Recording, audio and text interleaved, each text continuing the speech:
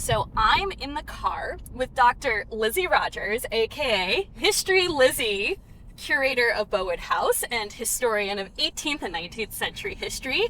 And where are we going, Lizzie? We're going to Steventon. We're taking a pilgrimage. Of all the sites on the Jane Austen pilgrimage, of her home at Chawton Cottage and Chawton House, of her grave at Winchester, of even Bath, Steventon is a little out of the way, isn't it? It's a little elusive, I think. I think because it is out of the way, you really need a car to get there. There are many sites associated with Jane Austen. The two most visited are Bath, where she lived between 1801 and 1806, and Chawton Cottage, where she spent the last 8 years of her life and published all of her novels. Then there's Winchester, where she died and was buried. And less known, but still a contender, is Southampton, where she spent 2 years. Steventon, the village where she was born and where she spent the first 25 years of her life, is a site far off the beaten path. We've been driving on these single-lane country roads, bordered by hedgerows, canopies of trees over our head. We left the motorway about 10 minutes ago, and we have not been on a main road since. Yeah, I'm very grateful for Google Maps because I don't think we were finding this without it. But Steventon is where she was born. It's where she spent the first 25 years of her life. I know, which is so funny to me that it's not so much of a place where people can go, and there isn't a space for Jane Austen fans really to how to get there. It's such a contrast to Chawton and to Bath, and actually that's where she spent most of her life. It's crazy. So off we go to Steventon. We drive through thin country roads couched in by thick hedges. Both Lizzie and I were warned that there wasn't much to see in Steventon. The rectory was demolished in 1831. The property is now privately owned. If you stand at the edges and look in, it appears like any other field in the rolling green English countryside.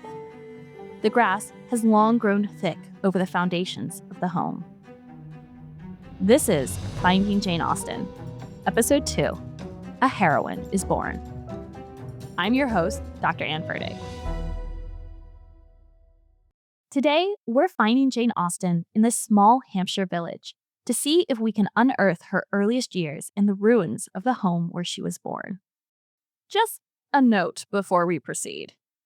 There are a lot of Austens in this story. For this reason, I will be calling our heroine Jane throughout the series. While this might not be proper scholarly form, I want to make sure we all know which Austen we are talking about at any time. That said, I will refer to Jane's parents as Mr. and Mrs. Austen throughout the series to reduce confusion with their similarly named children. If you hear me refer to George and Cassandra Austen, assume I'm talking about their children. So, Mr. and Mrs., the parents. George and Cassandra, the children. Besides, there's something so wonderfully personal about knowing her as Jane. This was something Lizzie and I discussed as we walked the paved road from St. Nicholas Church, the site of the old rectory.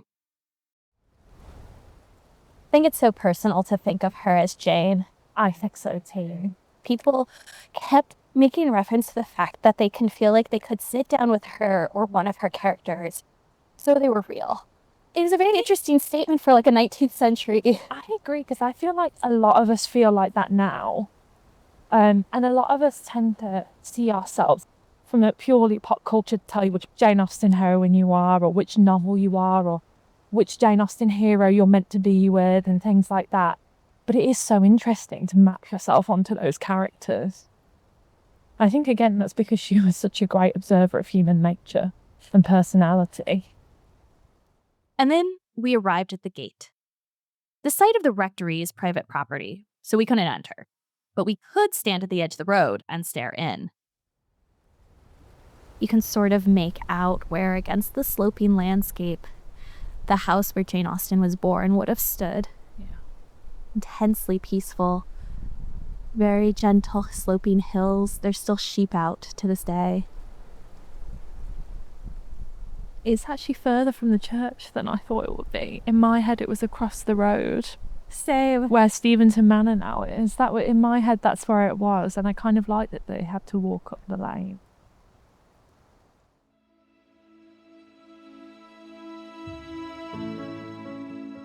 Standing at the edge of this unperturbed green field, let's imagine something different. Let's go back 250 years to December 1775. The green grass disappears under a thick sheet of snow. Leaves blow away from the trees in a howling cold wind. The pavement crumbles away to reveal a hedged-in country lane.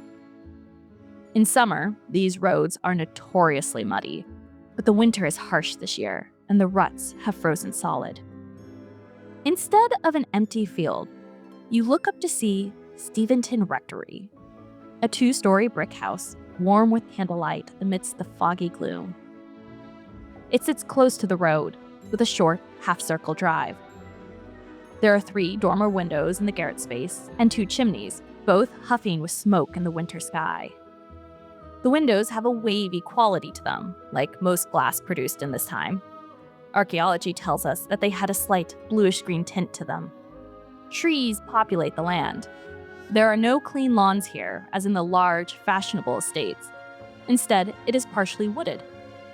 Behind the rectory is land cleared for the kitchen garden. To the right, there is a barn, Mrs. Austen's pride and joy.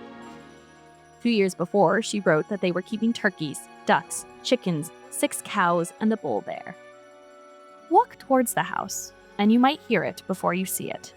There are at least 6 children living here, all under the age of 10. 5 boys and a girl named Cassandra. Walking in, you would enter through a passage that ran from the front of the house to the back, with the kitchens on one side and several larger rooms on the other. These rooms likely included common areas, such as the dining room and drawing room, as well as Mr. Austen's study, which overlooked the back garden. Mrs. Austen is heavily pregnant. She had been expecting to go into labor for a month. The 2 youngest Austen children, Frank and Cassandra, are barely out of babyhood. Little George is prone to seizures. There are 3 other sons here: Henry, Edward, and James. There may have been extra children in the household as well. Mr. Austen takes in students during the year for extra income, and it is difficult to say whether on that fateful December day, the students had left for the holidays yet. With so many children in the home and another on the way, Mr. Austen had possibly requested his sister Philadelphia to visit from London. It is likely that she brought her daughter Eliza with her. Eliza was born in India. And if Eliza was there, it is possible that Clorinda, the family's Indian maid, was also there. Clorinda was so integral to the Hancock family that she was even painted into their portrait. She had traveled to London with Philadelphia and Eliza, and she would later accompany them to the continent when Philadelphia decided that Eliza needed a French education. December 16th was a Saturday. Mr. Austen, as rector of 2 parishes, was likely preparing for his Sunday services when his wife went into labor with their 7th child. Jane indeed was born on December 16th, 1775. Mr. Austen writes to his family, "You have doubtless been for some time in expectation of hearing from Hampshire, and perhaps wondered a little if we were in our age grown such bad reckoners. But so it was, for Cassie certainly expected to have been brought to bed a month ago. However, last night the time came, and without a great deal with warning, everything was soon happily over. We have now another girl, a present plaything for her sister Cassie, and a future companion. She is to be Jenny." Well, Jenny may have been a family nickname. She was christened Jane the day after her birth. Her father performed the ceremony at home. Her father's report on her birth tells us quite a bit about the family and their expectations for their second daughter. She is to be a plaything, a companion, not necessarily a great English author. It would have been typical at the time for women to remain in bed for up to 6 weeks following a birth. This was called lying in. If Philadelphia were there, as many scholars speculate, she would have run the household in Mrs. Austen's place. One wonders how well Mrs. Austen took it. The dairy was her domain, as was the kitchen and directing the servants of the household. But Philadelphia could meet Mrs. Austen's independence with her own strong will. After all, at the age of 20, without any prospects, Philadelphia left England on her own to find a husband in India. For 14 weeks, little Jane remained in the rectory at Steventon, surrounded by her family. Then, in March 1776, she was handed off to a different family to be fostered and nursed. It was likely that she was sent to a woman named Elizabeth Littleworth, who had also fostered a few of her older siblings. The Littleworth family lived at Cheesedown Farm, which, let me just say, what a great name for a farm. There, Jane would remain for 12 to 18 months. This was fairly typical for middle-class families, and especially so for the Austens. Jane was the third child born in 3 years. Philadelphia would have returned to her fashionable life in London. With the budding spring, Mrs. Austen needed to ensure that planting would begin in the kitchen gardens. Jane's parents would visit her almost daily, however. In April, when the snow melted away and the leaves returned to the trees, she was baptized in the church of St. Nicholas, just up the lane from the rectory, where her father preached on Sundays.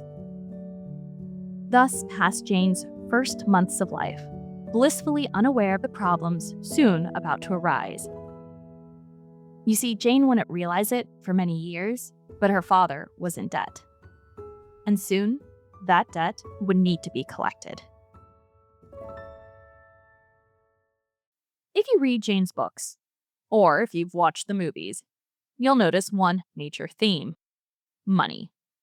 Oh, sure, Jane's heroines fall in love with dashing heroes that all happen to be wealthy.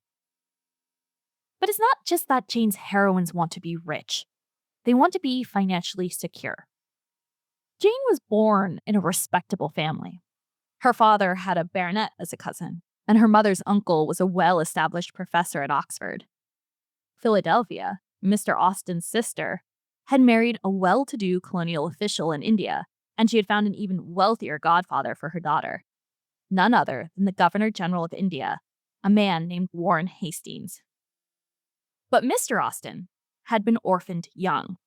Abandoned by his stepmother after the death of his father, he was passed first to an uncle that mistreated him, and then to another uncle, who funded his studies. Despite his handsome looks, Mr. Austen had delayed marrying for many years, instead remaining celibate until a relative bought him the job at Steventon. Yes, bought him the job. You see, a rector was in charge of a parish in the Anglican Church.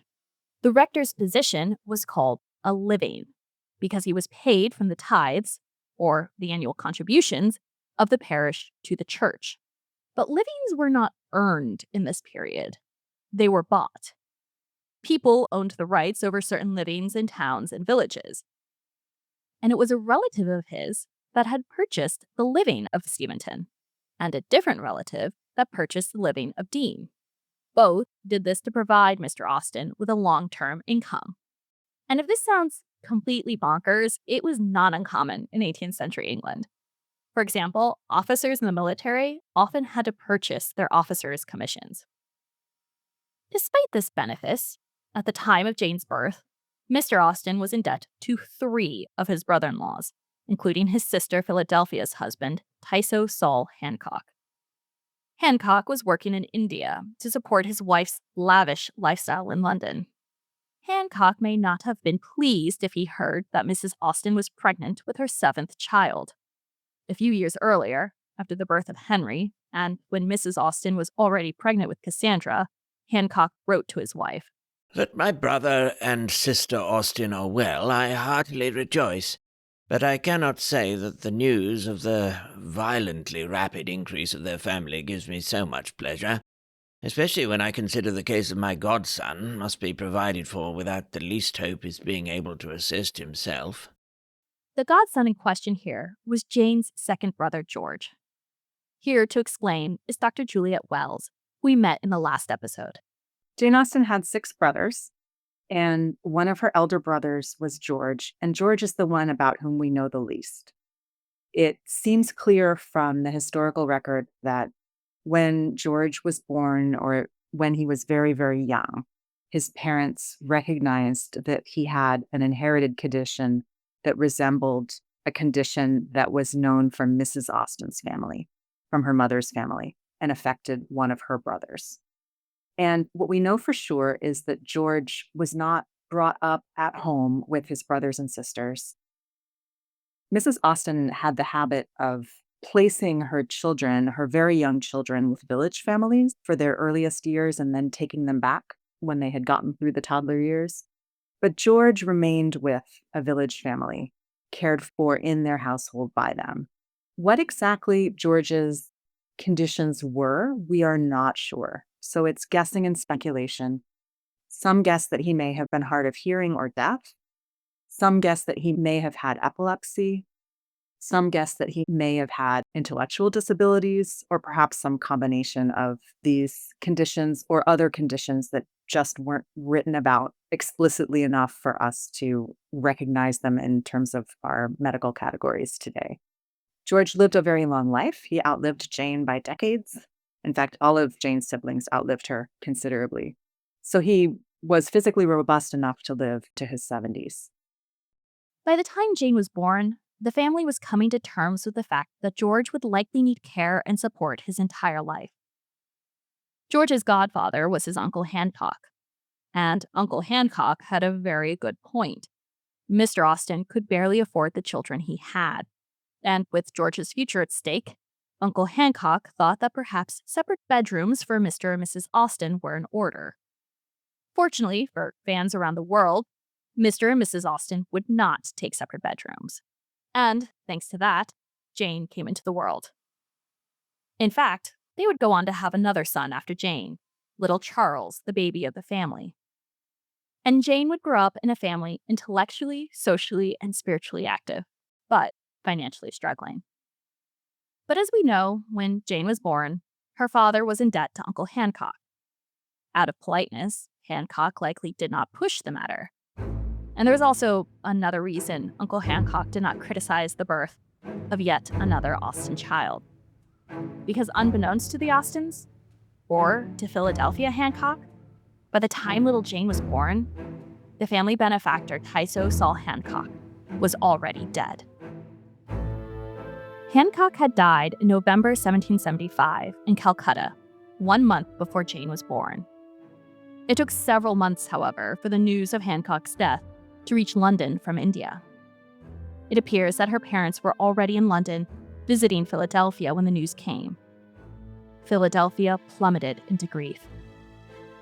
Grief, of course, could not delay the more pertinent questions of how Philadelphia was going to support herself and her daughter.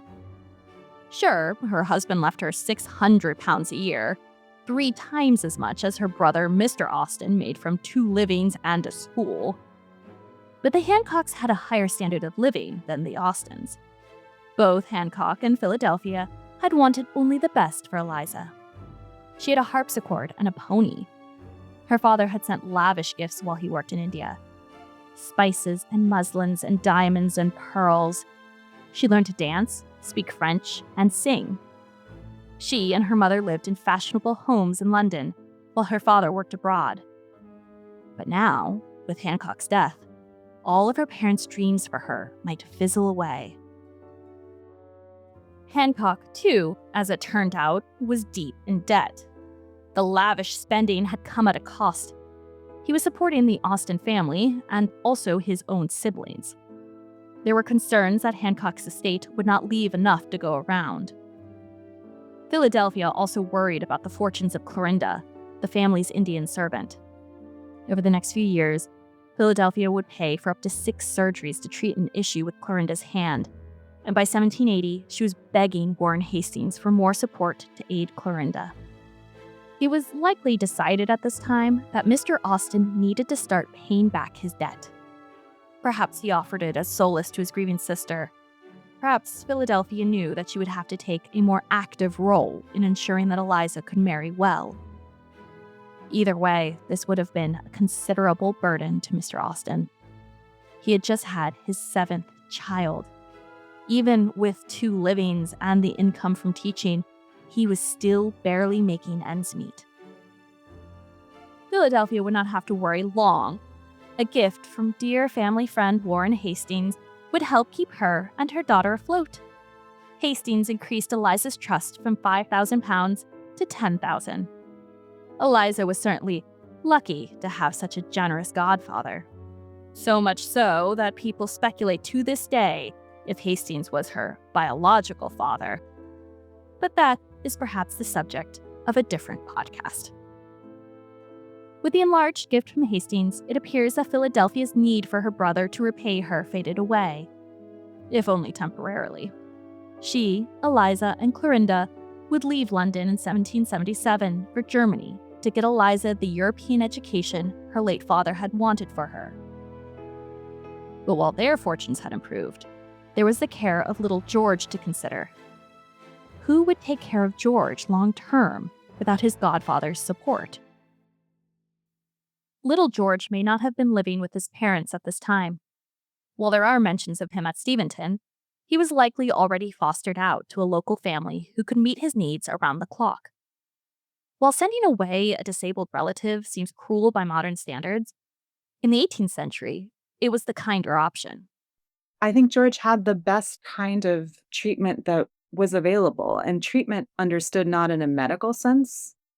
Who knows what medical treatments were applied to George, and probably none that we would recognize today as having medical efficacy. But in terms of being cared for in a home, being looked after, seeing his family members, versus placed in whatever Regency version of an asylum there would have been. The options for people with disabilities at this time were slim. Many were sent to institutions like Bedlam Hospital, where they might face neglect, physical abuse, and inhumane conditions. Alternatively, adults with disabilities who could not support themselves were often sent to workhouses. So sending him to be cared for by someone with the time to supervise him was the kind option. Mr. and Mrs. Austen would pay to support him their entire lives. After the death of Mr. Austen, George's brothers would also contribute to George's care. Sometime in George's early youth, probably around the age of 13, he was sent 10 miles away to live with the Cullum family in the village of Monk Sherborne. His uncle Thomas, who had a similar condition, also had lived with this family for many years. Because we don't know exactly when George was sent away, we cannot say for certain.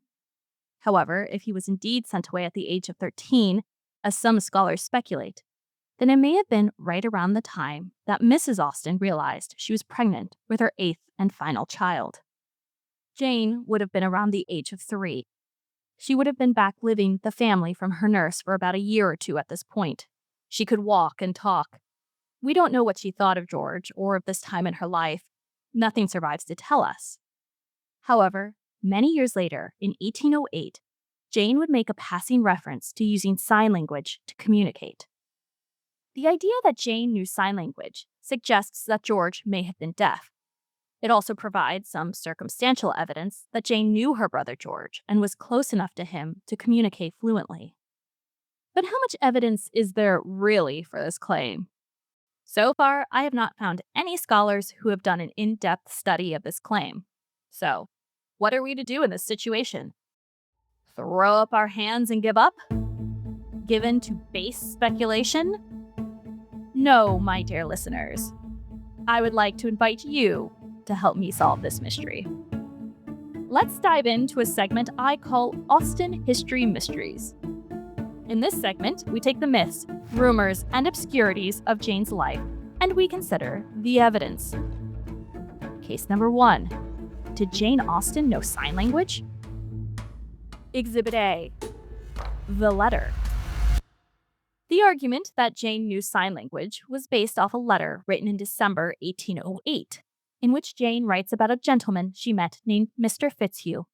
Poor man is so totally deaf that they say he could not hear a cannon were it fired close to him. Having no cannon at hand to make the experiment, I took it for granted and talked to him a little with my fingers, which was funny enough. I recommended him to read Corinna. Jane refers to talking with her fingers, meaning that she was using some signs to communicate with Mr. Fitzhugh. What I find most interesting about this is her recommendation for a book, Corinna. It suggests that the conversation surpassed basic signs and that they actually had a conversation of some sort. But my next question was, what was British Sign Language like in this period? American Sign Language didn't see its formation until the early 1800s. French Sign Language was in its infancy at this point. Was British Sign Language a standardized, widespread vernacular at this time? Was it plausible that Jane knew a form of sign language that was communicable to both her brother and a perfect stranger? Which brings us to Exhibit B, the history of sign language in Britain. Turns out, there was actually quite a bit of movement in both the 17th and 18th centuries towards a standardized sign language. In fact, we have multiple texts from between 1680 and 1720 that show a manual alphabet. That means letters you can form with your hands that are remarkably similar to modern British Sign Language. So the alphabets people were signing with in that period are similar to the ones that people still use today in Britain, signifying that there was an established system in place. Deaf schools were being established in London by the 1790s, unfortunately just a little too late for George Austen. So yes, British Sign Language not only existed at this point, but it was already codified as a language for deaf communities in Britain. But that just leaves one more question. Exhibit C. Was George Austen deaf? Scholars often rely on Jane's assertion that she was talking with her fingers as proof that George was deaf. Other than that, we don't really have much evidence for it. That doesn't mean he wasn't deaf. It just means that the archive is silent on the matter. The premise of this argument also relies on George's difficulty of hearing. And this is where it gets tricky. Because other than the fact that he had seizures, we know very little about his condition. Mr. Austen once made the cryptic remark that, "We have this comfort. He cannot be a bad or wicked child." and Mrs. Austen once reported, My poor little George has come to see me today. He seems pretty well, though he had a fit lately. It was near 12 months since he had one before, so I was in hopes they had left him, but must not flatter myself so now.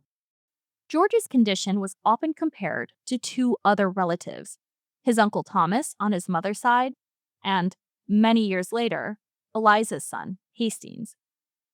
Hastings also suffered from what at the time were called fits, and Eliza worried that his condition was similar to George's.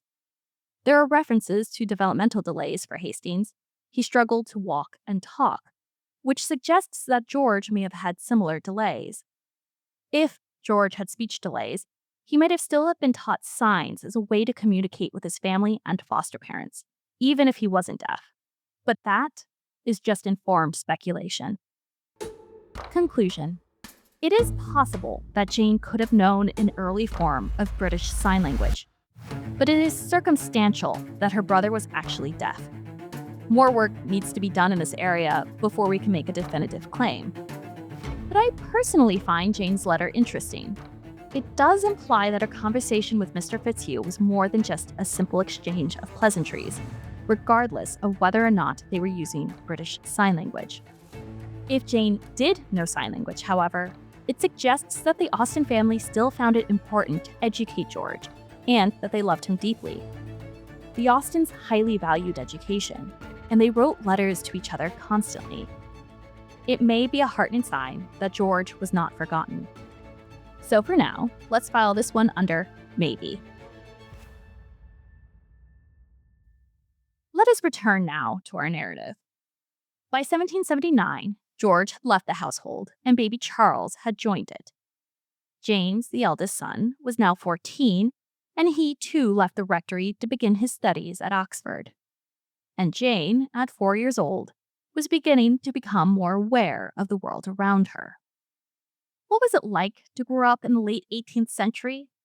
At this point in time, England is still firmly in what was called the Georgian period. We're not quite at the Regency yet. George III is still the king. The American Revolution has just reached its midpoint. Skirts are still wide. Hair is still tall. Of course, the toddler Jane, much of that is largely meaningless. Jane is growing up at a time of great change. At this point in European history, attitudes around childhood were changing. The 18th century saw a swift break in tradition with previous generations of child rearing. Before, children had been seen as born with sin and thus needing to be corrected to become good, moral adults. Parents were expected to be strict, with liberal use of corporal punishment. But two philosophers changed the way that parents viewed childhood. The first was John Locke in 1693, and then Jean-Jacques Rousseau decades later in the 1760s. These philosophers introduced the idea that children were born innocent, or blank slates, and thus needed guidance and education from their parents, not punishment and correction. And interestingly enough, one of the first places that we start to see the shift is in children's clothing. And they began right around the time when Jane was a child. So we asked an expert about what a young Jane might be wearing at this time. For a lot of human history, Western human history, children wore kind of smaller versions of adult clothing. My name is Hilary Davidson. I'm an associate professor at the Fashion Institute of Technology in New York. What's interesting about the late 18th century in terms of children's clothing is that actually a lot of the changes that would come about in the 1790s were first being used in children's dress throughout 1770s, 80s, etc. And Jane Austen, who was born in 1775, would have been partaking of some of these. So by that I mean ever so slightly more high-waisted dresses, just things that are a little bit looser, a little bit more simply cut, and certainly things that could have used cotton where it would have been afforded. At this point, though, young girls are still put into stays from the time that they're quite small. They're not necessarily boned, the stiffening increases as you get older, but actually they're quite a practical way to keep a child warm and attach petticoats and things like that. So Jane Austen would have probably been wearing sort of simpler versions of the adult styles popular at the time. And a lot of this simplification of children's clothing was influenced by people like Rousseau, whose book Emile, published in the 1760s, really advocated for simpler, easier to wear clothing for children so that they could kind of grow up in a state of naturalness. So we kind of have that sort of idea of the unmediated human body coming through philosophically for children first and then expanding further into adult dress. In Jane's earliest years, she was likely tagging along after her mother and older sister. Jane was several years away from a formal education, but that doesn't mean she wasn't being taught within the household. Young girls would begin by following their mothers as they completed their social and household duties. Mrs. Austen, as the wife of a rector, had obligations to those in the parishes her husband served. We don't know when Jane learned to read and write, but the Austens were a highly literate family. Mrs. Austen composed poetry, and Mr. Austen's library would eventually grow to include over 500 books. And it would soon become a family tradition for the children to put on a play at Christmas time. So Jane, at her earliest ages, was surrounded by stories and language and literature.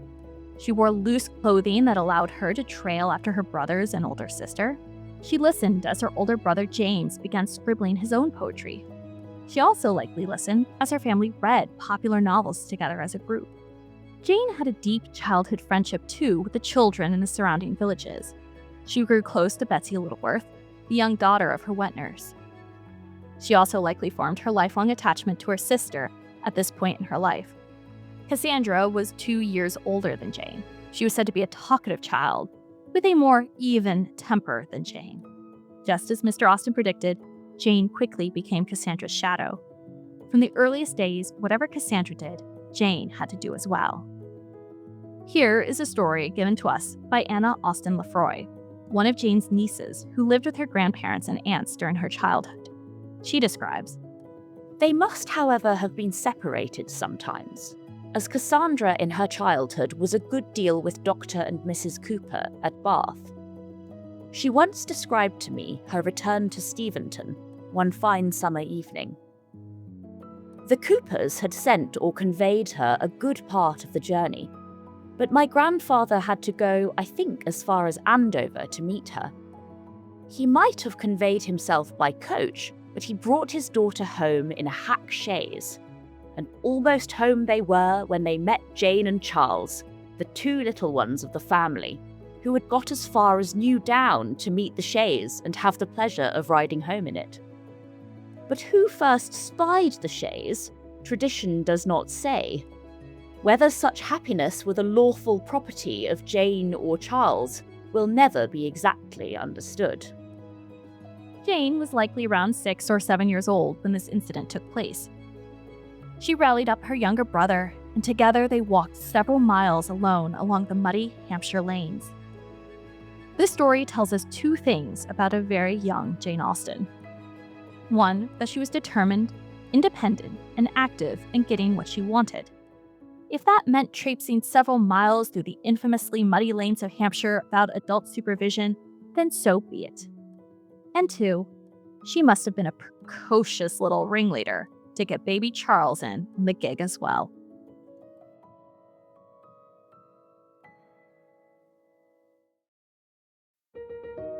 Thinking of these early years, it is easy to imagine a peaceful, archetypically English scene. The truth is, we don't know much about her early childhood. Oh sure, we can track the comings and goings of her parents. We can fill in the gaps with what we know of young children at this time. But this period is largely shadowy. There are so many questions I have of this period of Jane's life. What was her education like at home? Was little Jane an entertainer? Or did she fade into the background of a large and rambunctious family? When did her capacity for imagination first sharpen into view? What we do know is that the 6 or 7-year-old Jane who braved the muddy country lanes to get that first glimpse of her returning sister, well, that little Jane was on the cusp of her first big adventure. For as small as she was, just a year later, Jane would leave Steventon for her education. Girl of not quite 8 years would have been considered a bit too young to go to school in these days. But Jane insisted on it, because if Cassandra was going away to school, then you better believe that Jane was going with her. School would mark the first and last time Jane lived away from her family. And it was there that Jane Austen almost died. Thanks for listening to Finding Jane Austen. If you liked today's episode, please leave a review on your favorite podcast app. It helps us spread the love of Austen. Finding Jane Austen is a joint production of Revolutionary Histories and Primary Source Media. The series is researched and written by me, Dr. Anne Fertig. My executive producers are Jeanette Patrick and Jim Ambuske. Our thanks to our scholars, Lizzie Rogers, Juliet Wells, and Hilary Davidson, for their contributions to this episode, and to our voice actors, Grace Mallon and Adam Smith. Subscribe to Finding Jane Austen on your favorite podcast app. Thanks, and we'll see you next time.